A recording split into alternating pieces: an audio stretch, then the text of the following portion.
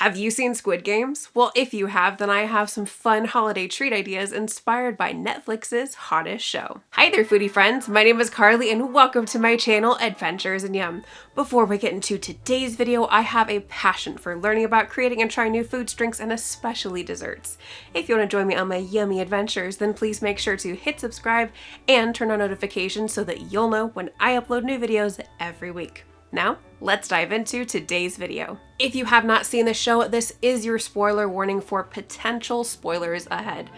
I actually ended up binge watching the whole season in like a day and a half, and that was with trying to restrict myself and trying not to binge watch it. Eventually I just gave in and I just finished it all on like a late Sunday night.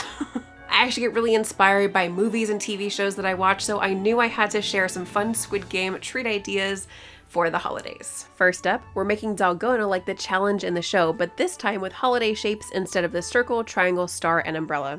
While this candy is relatively simple, the timing during the process is the most important part and can make a huge difference in how it turns out. We start by adding a 1/4 cup or 50 grams of granulated sugar to a saucepan and placing it over a high heat. As the sugar starts to melt, we want to move it around to make sure that it melts evenly and doesn't burn. Here we're simply making a caramel, so once it reaches a nice amber color, we remove it from the heat and add a pinch or an 1/8 teaspoon of baking soda. We thoroughly mix that together and then add little blobs to a piece of parchment paper. One batch will make about 3 to 4 candies, so we make about 3 to 4 blobs. We then want to use a lightly greased flat bottom item, like this bowl that I'm using, to press the hot candy into a flat disc. We let that set for a few seconds, and then once we're able to carefully remove the bowl, we quickly place a cookie cutter in the center and use the bowl to press the cookie cutter into the candy and then immediately remove it. Since it's the holidays, I'm using a few different cookie cutters, including a Santa hat, a Star of David, a gingerbread man, and a present. That's the basic way to make Dalgona candy, just 2 ingredients and a few tools in the kitchen. However, like I said before, timing is absolutely everything.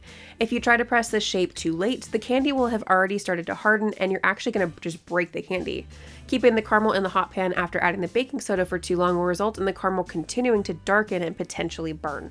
Press it after the candy has sat on the parchment paper for a few extra seconds and some of the caramel will squish out the sides and make these weird little extra blobs like this.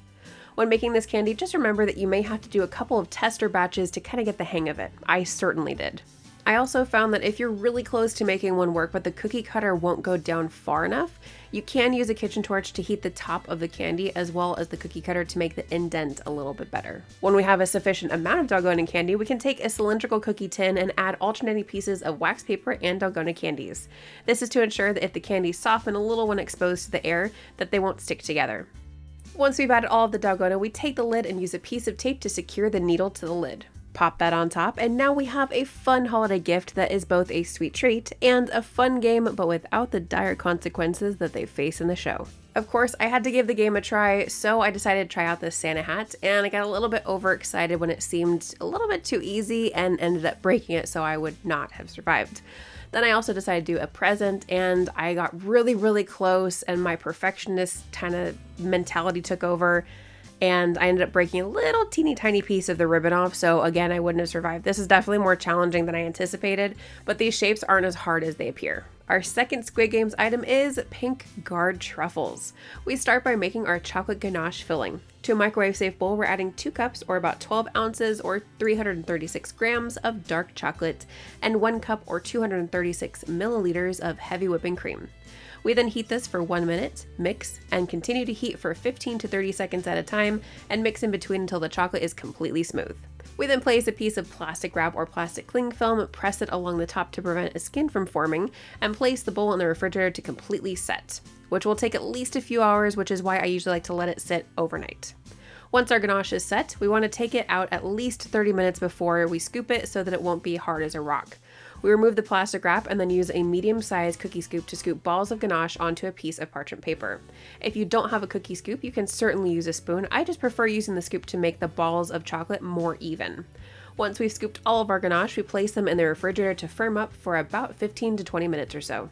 We then use the palms of our hands to roll the ganache into more of a ball shape. If the ganache gets too soft while trying to roll them into balls, then pop it back in the fridge for another 15 to 20 minutes and then continue to roll the rest. Once we've finished rolling, place them in the fridge once again for another 15 minutes or so. Next, we melt some black candy melts in a microwave safe bowl. For all of these truffles, we need about 2 cups or 340 grams of the candy melts. We melt them in short increments in the microwave, making sure to stir in between each heating. Once they're completely melted, we add a little bit of vegetable oil and stir it together. We're making the consistency a little thinner so that the candy melts will nicely coat the outside of the truffle and not clump up or anything like that. We then add the ganache balls one at a time to the candy melts, completely coat them, and place them on the parchment paper to set. If the candy melts start to look clumpy on the outside, reheat them in the microwave. If the ganache starts to get too soft, simply pop the balls back in the fridge for about 5 to 10 minutes. Once they're fully coated, prepare the next layer. The guards wear a pinkish jumpsuit, so I decided to combine 1 cup of pink candy melts and a 1/4 cup of red candy melts to get a color that was kinda close. I think using Wilton bright pink candy melts would have resulted in a closer color, but I just didn't have any at the time of making this video. Once fully melted, we add some vegetable oil to thin them out. We then use some kind of stick tool like this scribe tool I'm using here to poke a hole in the top of the truffle, dip it into the melts, and move it around to coat the sides, and then we place that back on the parchment paper. This candy melt represents the hoods of the jumpsuits. We then use a scribe tool or another kind of pokey tool to poke holes along the black candy melts. The guards' masks have little holes like this, so while you can skip this step, I think it adds another cool layer to these truffles. You first poke a layer of holes, and then you're going to go back again and poke them again just to make sure that they're not filled with the candy melts. Finally, we melt about a 1/4 cup or 43 grams of white candy melts, melt them down, and mix in a tiny bit of vegetable oil. We then either use a food brush, or I found that the center cutters of my Linzer cookie cutter set are the perfect size to make either a circle, triangle, or a square on top of the truffles. These shapes represent the different authority rankings of the guards, with the circle being at the bottom, the triangle in the middle, and the square at the top. If you use the little cutters to make the shapes on top, make sure to clean them in between each truffle to keep the shapes nice and neat.